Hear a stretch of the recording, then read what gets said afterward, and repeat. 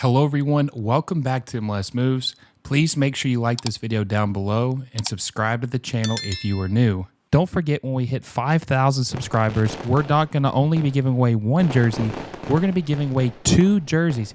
Yes, that's right, 2 jerseys. So make sure you subscribe so we can hit our goal of 5,000 subscribers by the end of July. Now back. Is Gregg Berhalter untouchable? I mean, after 2022, when he underwhelmed, in my opinion, at the World Cup, and his contract expired, I thought that was the last we were going to see of Gregg Berhalter as the U.S. men's national team manager. Yet, after a sham hiring process, and a year went by where we had 2 interim coaches in Anthony Hudson or BJ Callahan, who I would have taken over Gregg Berhalter just because their potential was unknown.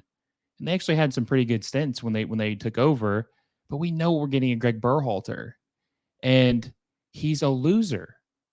Honestly, I'm not judging the man personally or talking about him as a person, but he's a loser on the pitch. This is the golden generation of American talent. You know, we have all of these players that we finally developed. They're going to be in their prime, probably the best of their career. The Pulisic's, the McKinneys, the Weahs, the Robinsons, obviously Richards, Turner, Ballo, Pepe. Johnny Cardoso. There's going to be so many good players. The talent is unreal of what we have. I mean, this is the first team that I can remember, national team, where there's not an MLS player that's a key contributor. All of them are playing overseas in top leagues. And we still suck. Not because of the talent, but because of the managing. We put our faith and trust into a man who got fired in the Swedish second division at Hammarby.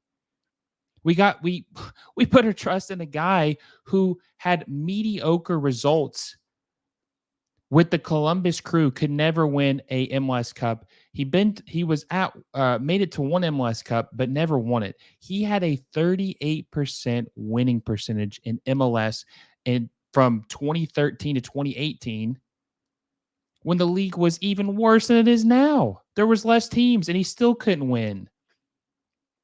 Yet we put our faith and trust in this man to lead the golden generation of U.S. men's national team talent. The talent's not an issue anymore. It used to be 10 years ago. Go back and look at the 2014 U.S. men's national team starting 11. No offense to those guys. They overperformed. Jurgen Klinsmann got a lot out of those guys in 2014 in Brazil. But now the problem is that we're underachieving, underwhelming with this loser of a manager. And he is a loser. So many options we could have had to coach this team and give us our best chance to win, not just Copa America, but also win at the World Cup in 2026, which is the most important year in soccer history for this country. It's not just important for MLS, but it is important for that league or for MLS. It's not the only thing that's important. It's important for the national team. This is the first time where people can actually start taking our nation serious when it comes to soccer. What's going to happen when MLS disappoints? And on top of that, we're hosting this great event and we flop. We shit the bed. What's going to happen then? We're going to be the laughing stock. What happens when Canada or Mexico outperforms us?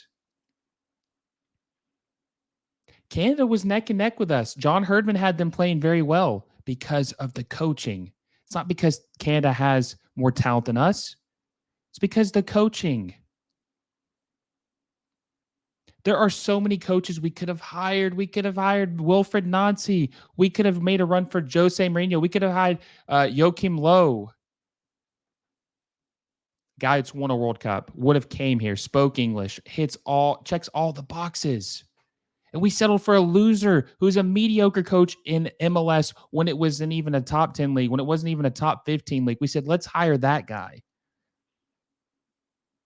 People shit on Bruce Arena, say that he was a bad manager for the national team.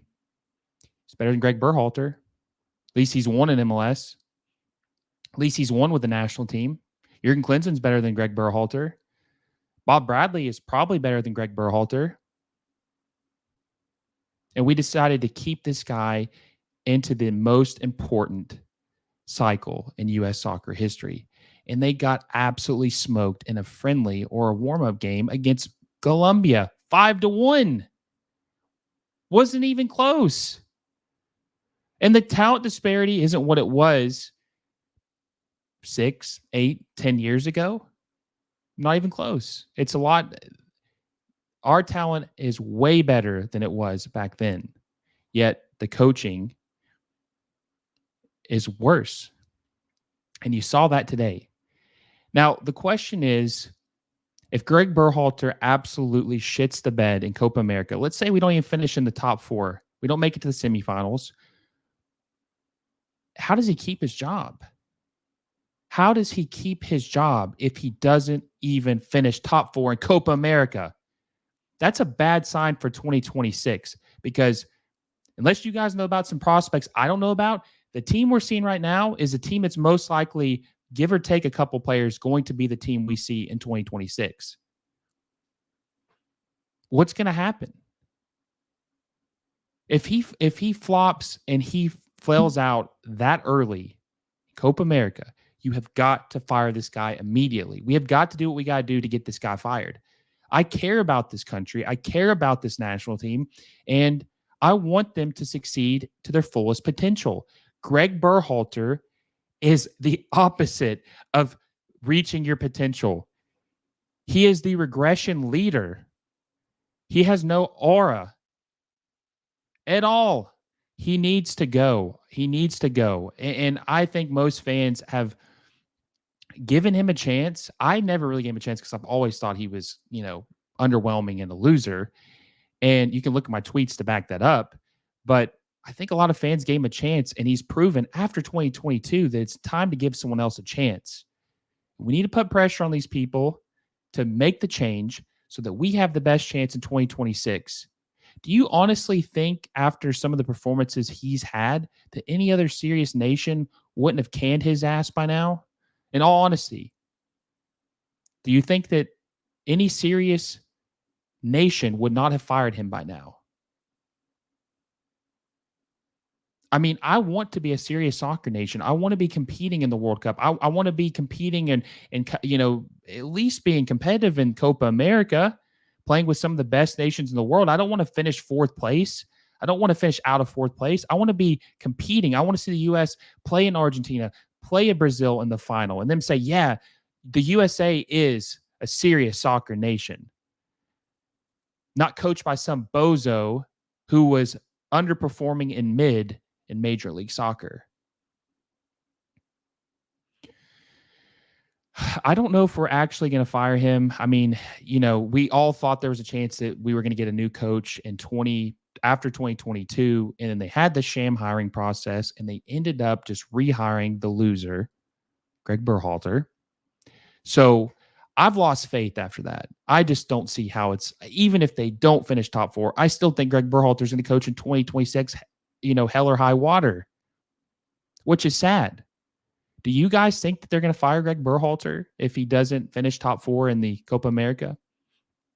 Is there anything that you honestly believe that Gregg, obviously if he does something illegal, maybe not. I don't know if that's what would determine him keeping his job, but on the pitch, is there anything that Gregg Berhalter could do to get fired before 2026?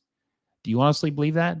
Because I've lost hope. I think this guy is in it for 2026, and we have Gregg Berhalter in charge of the most important year. Let me repeat that, most important year in our soccer history for a nation. Gregg Berhalter is leading that. How does that make you feel? How much sleep do you lose at night because of that? I don't know. It's very sad. Morale's at an all-time low. I'm not excited. Haven't been excited in a while, since 2018. Let me know in the comment section, how are you guys feeling after this performance? Is Gregg Berhalter going to get fired, or do you think he's safe till 2026? Make sure you like this video down below. Hit that little bell notification so you never miss a video, and subscribe to the channel if you are new. And until next time, I will see you all soon.